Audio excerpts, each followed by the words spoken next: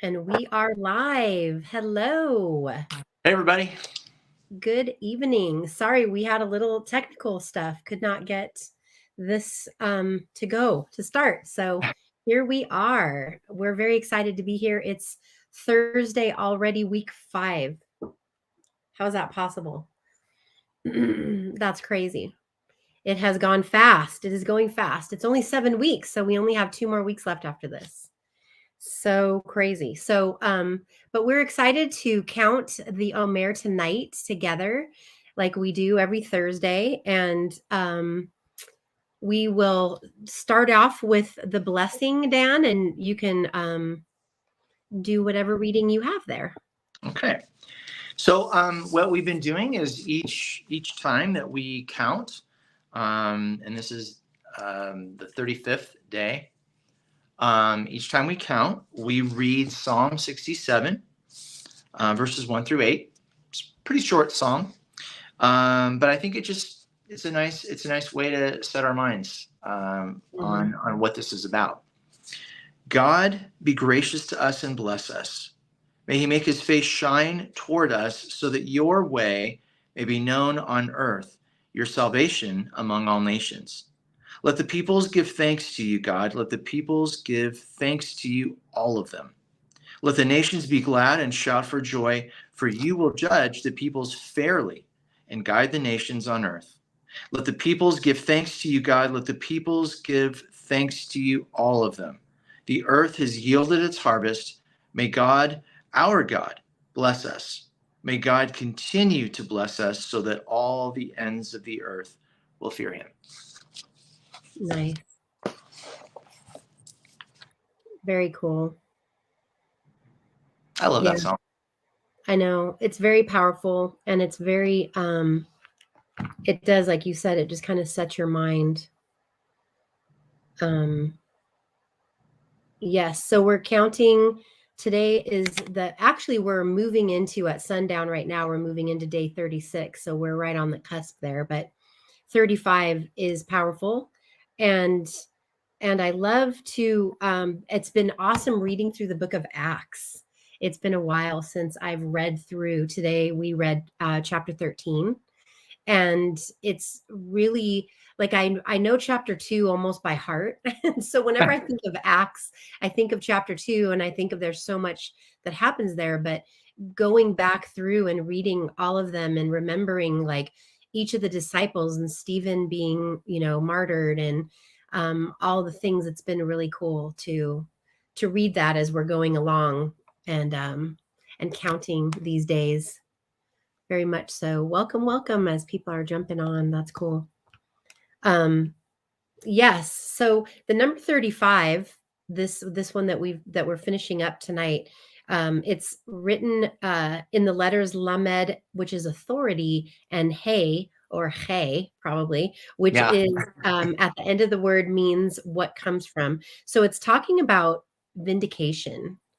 And how, it's God's to vindicate, not ours, right? And I love how it has all these scriptures that are on vindication. It's really cool. Like the 35th time that Paul appears in Acts is when he and his friends have been opposed by the Jews in the synagogue, and there was arrests happening. And it says, and the brethren immediately sent Paul and Silas away by night to Berea. And when they arrived, they went into the synagogue of the Jews. Now these were more noble-minded than those in Thessalonica, for they received the word with great eagerness, examining the scriptures daily to see whether these things were so. And I love here it says, we see here that the scriptures vindicated the Berean synagogue for its open-mindedness and desire to know the truth. And then it says the vindictive and jealous leaders of the synagogue in Thessalonica were not vindicated in this account. So it's interesting how God vindicates for us and on our behalf. And I loved just talking about that, and how the number, it's been about researching the number of the day, has kind of opened up a whole thing to learn about where God speaks to us. That's what I love about alignment, It's aligning to the months, as well as even really discovering what these numbers mean, and how he puts his stamp on things by these numbers. So all these scriptures that are connected to that. And every day we're discovering that more and more, which has been really cool. Well, one of kind of the, I guess you could say, founding principles that we have in the group is this idea that there's a lot of things that need to be reconsidered. There's a lot of things that we've sort of taken for granted, but never actually thought or prayed deeply about. It's just, well, that's the way that it's always been said. That's the way that it's always been done. And so we just sort of continue that path, and we never really stop to think about, what does that actually mean? I mean, even the idea of vindication, some people might automatically jump to, oh, it's revenge, it's just, and perhaps that could be in there, but perhaps it also has something to do with being shown the rightness of a thing, that it's vindicated. In other words, it is proven that that something is right, that it is correct. And I think that one of the things that jars against is that people don't like to be told, or they don't like to have an idea that there is something that is correct, because they would like to be the authors of all things they consider correct. Wow. And so one of the reasons that I think God addresses this is he's like, nobody but me is qualified to vindicate anything, because I'm the only person that actually knows everything. Not only do I know all of the details, but I know every single motive behind the creation of those details.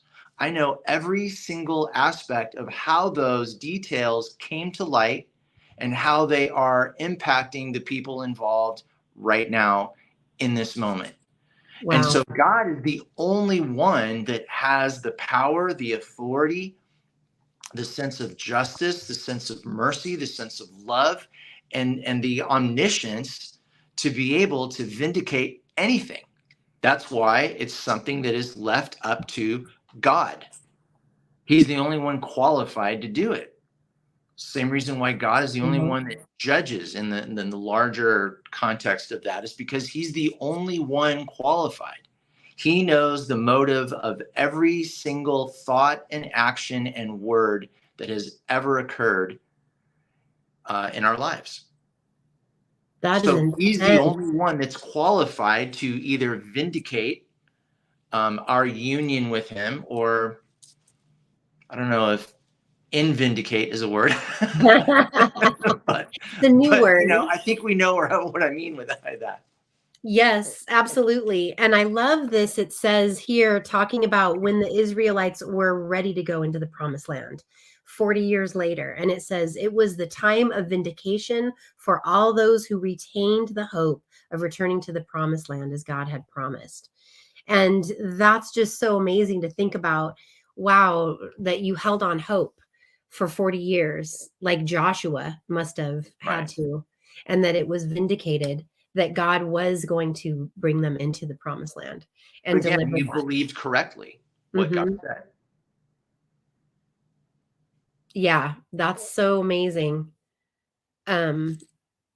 Yes. And it talks about here, for when your faith is tested, it stirs up power within you to endure all things. Because we know the testing of our faith is so important. It's so important. And sometimes it's hard to hold on for hours, let alone years, on, on believing for something and trusting God for something. And I think even that bears some thought and prayer as well, as what is it to trust God?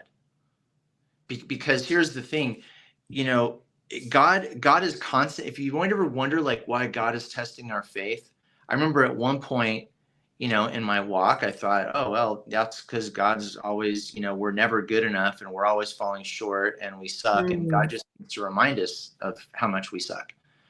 And, that's kind of now I might not have said it exactly that way, but that's essentially what I was thinking. The gist. Yes. But the reality the reality is that God tests our faith because our faith is so essential. It's really, in the Hebrew scriptures, it describes faith as trust, which I actually like a little better. It's that you trust God. If you totally trust the heart of God, then it is easy to wait 20, 40, 60, however many years for him, because you have trust in him. Your confidence in him is unwavering. Not because you're super spiritual, but just because you reach a point in your union, in your connection with him, that you trust, even when the situation or circumstances seem to say otherwise. Even when people are in your life telling you you are stupid to be trusting God. You are stupid to put your confidence in him.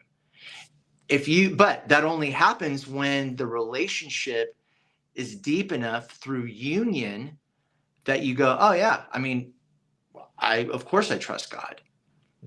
See, again, that doesn't just sort of manifest. That's a process, that God's bringing us in and testing so that we go, oh, once I saw, like a number of years ago, I saw it as the testing piece instead of the others, what I was describing. And it was so transformed, because when this would come up, my mind starts to go into a place of, well, where is God in this? What is God trying to show me in this? Where is my faith lacking that God wants to point it out and strengthen it, because he knows that's exactly an area of trust that needs to be solidified so it cannot be exploited by the enemy. Because the enemy is always looking for these weak spots, these weak points, these spaces, these gaps to get in, like a cockroach, literally looking to just flatten so paper thin to just crawl its way into your house. That's the same way that the spiritual battle works. And the enemy is always trying to get in wherever he can fit in. And so that's where, if we have a trust, even if he does, we're not dissuaded. We're not dissuaded. And it's not I think a lot of people teach that idea as though there's some sort of state of super spirituality, like that line from Ace Ventura, this intergalactic oneness, that I have. It's like, no, it's not intergalactic oneness. Okay. It's not that. It's that you just manifest sometime. It's this idea that, like any relationship, steadily over time, again and again, a consistent pattern develops where God proves himself over and over and over and over and over in preparation and in training for these situations that arise later in life, when we are going to need to, we need to trust him anyway, but it's going to really going to need to trust God because of the situations in which we find ourselves. And so God is always preparing us for battles we can win. That's the process. That's the process of preparation. And so it's kind of cool when we see this, because if we can have a mind shift that says, when this happens, when I see a weakness in my faith, when I'm having a hard time trusting God, God is inviting me into that space so that I trust him in that space going forward. And that's a process. That's a process. It's not something to be avoided. It's not something you feel guilty or ashamed about. It's something to plunge headfirst into with God in partnership and union with him. Yes, absolutely. Yeah. And I think that that's the thing. It reminds me of my favorite Psalm, which is, blessed are those whose heart is set on pilgrimage, whose heart is set on the journey, on the process. It's a growth, it's learning. And, and like you said, it is preparation, because our faith will be tested because it's so important and so valuable. Yeah. Very true. Yeah. Because it's like, if your phone, we all use our phones to type in where we're going to go, and then our phone maps it for us. Well, if you trust the map, it doesn't really matter whether the drive is 5 minutes or 50 hours. If you trust the map, then, you're going to get there. You're going to get there. Mm-hmm. Shorter or longer, you're going to get there. And so I think, that's that's something too that the Israelites had to develop their own trust in God. And a lot of this wilderness experience was God constantly putting before them, who are you going to place your trust in? You know, Yes. and God proves over and over, he's the only one worthy of our complete and total trust. Yeah. And I loved these last couple days because on 34, the day before yesterday, it was 34 is connected to miracles. Where is it? It's linked to victory and overcoming and also to identity. And that's a really powerful one. And I like how it talks on day 34 about that, and then day 35 about vindication. There was just so much rich stuff in this. Um, and I loved Troy Brewer said this. He said, overcoming is not just surviving. Survivors have open wounds, overcomers have scars. Jesus Ooh, kept his scars even though he had a glorified body. ooh, Isn't that that so is cool? deep stuff. Yeah, that's good. So good. He kept his scars because he is a warrior, and warriors are never ashamed of their scars. And I just really loved that. I loved that idea of we're called to persevere and to trust and believe even when there's no sign of God anywhere, but you're not going to ever back down. C.S. Lewis has the greatest quote of all time about that, like how Satan is defeated when he looks at God's people who they look around with no sign of God, but still say, I'm always going to believe, though. And Yeah. I don't have it word for word because, of course, he says it's so incredibly eloquent, but that's what it means. Like, even when we don't see God or we don't understand what the path is or what's happening, that we're not going to stop believing in him or trusting in him. What can Yeah. you do to someone like that? You know? Yeah. Yeah. And I do love how he was talking about this overcoming versus surviving. You know, That's you don't want so to important. live in survival mode. You don't want to live there. You can't live there. You can't sustain that. That's Yeah. why we live in a world that the from the medical doctors to the psychological doctors, they're just giving people medication to numb and to not feel and not to connect. And it's in complete opposition of how God created us to be, is connected. You know, not that there's not a time and a place for medication. I'm not saying a Yeah. blanket statement, but I am saying that there is, you know, you've got to learn how to emotionally and spiritually persevere, Yeah. and it comes down to that. It You know, comes it's down. interesting because I was just listening to a John Eldridge podcast, which, if you know me very well, I'm usually saying that I'm just listening to a John Eldridge podcast Yeah, because I listen to every his day. stuff all the time. Yeah. But in it, he was talking with his son, who's in his third year of getting counseling certification. And one of the things that they were talking about is this idea of presence. So when you said this idea of, there's overcomers and survivors, and the overcomers are the ones that have the scars. And ironically, if you think about it, kind of like that scene from Jaws, people usually brag about their scars. Yes, that's so They true. compare the scars. Oh, you think that was, look at this one, they're, but anyways, that's the sidebar. It's a The guy thing. Yeah, it's kind of thing. Um, but the point is that he's talking about how difficult it is for people to be present in their own suffering. And Mm, so it is therefore difficult for them to be present in other people's suffering. And the part of our brain that deals with and processes depression and suffering and sadness is also overlaid with the same part of our brain. That same part of our brain, there's an overlay that processes happiness and joy and pleasure. wow. So when you are figuring out some sort of coping mechanism or some way to medicate out your access to being present to your own pain, you are also doing the same thing to your own happiness and joy. Wow. So not only is this doing a disservice, and again, we're not saying all medication is bad, never take, that's not what we're saying. But what we're saying is that very often very often things are automatically and reflexively prescribed. And it's those very things that are actually interfering with the normal process of our brain. It's like we're so afraid of the sadness or the pain or the grief or the loss that we never, ever, ever allow ourselves to go into it, or we just dip a toe in it and then figure out, how can I medicate and not feel this at all? Or how do I develop some sort of coping mechanism which compensates for these feelings? And the worst part of it all is that you can't show up for your friend that just gets a cancer diagnosis. Wow, dude, you have stage 4 cancer and you probably have 2 months to live. You can't show up for them because you can't even be around the suffering.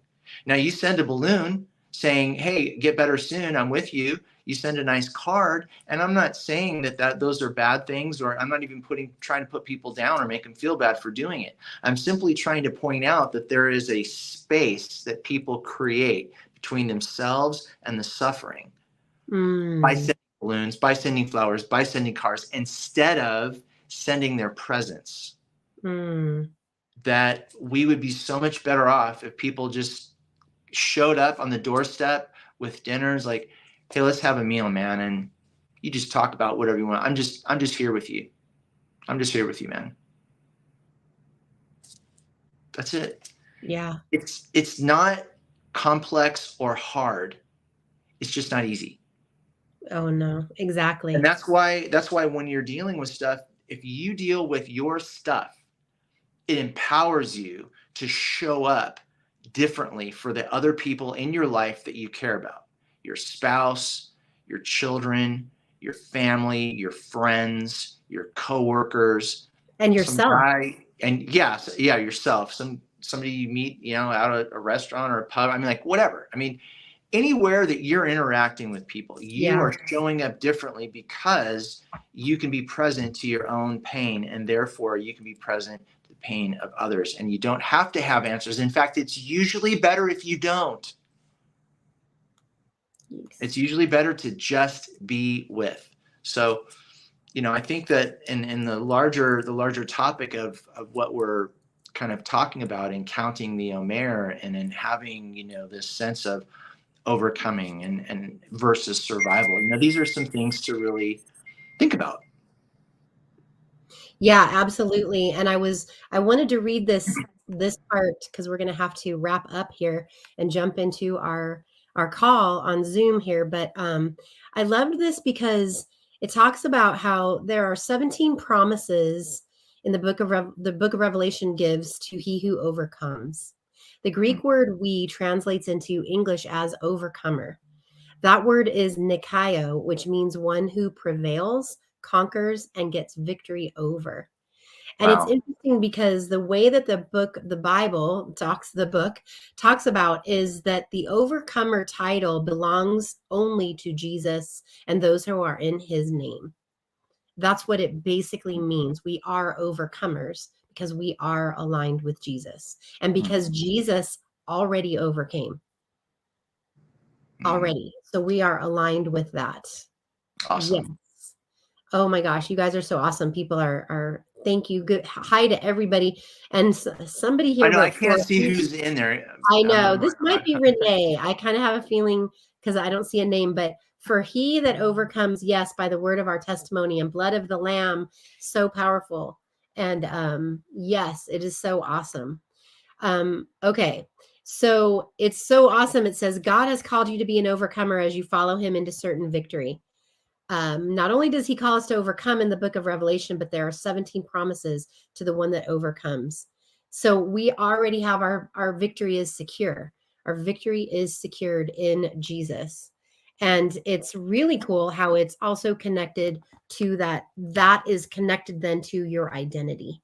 Your identity is connected to that. And I just wanted to share this really quick because it popped in my head.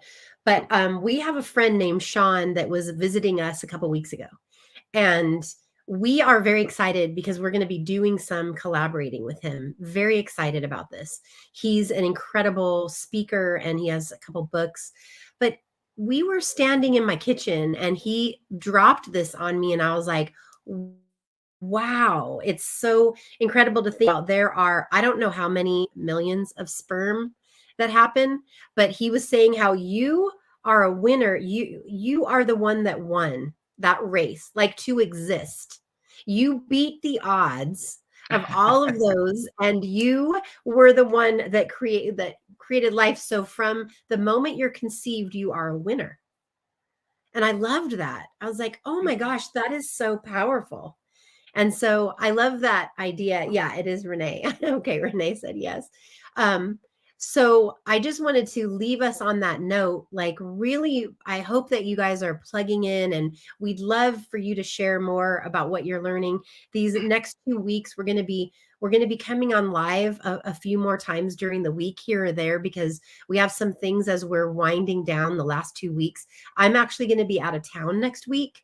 Landry and I are going to be out of town in Oregon, but we'll be able to jump on and do all of this from wherever we are. We'll be keeping in touch for sure, and we'll definitely still be posting and everything like that. But we're excited to be in this time with you guys, and leading up to Pentecost. This is going to be very exciting to see what God is going to open up for all of us, what He's preparing all of us for. So we love you guys so much. Hope you have a beautiful and blessed week. We'll be jumping on before next Thursday, because there's a bunch of stuff that we want to share with you guys. But here we go. We're entering into day 36. Woohoo! Beautiful and blessed night. And some of you, whoever you guys are registered already, we'll see you in the Zoom. See you there, guys. Bye.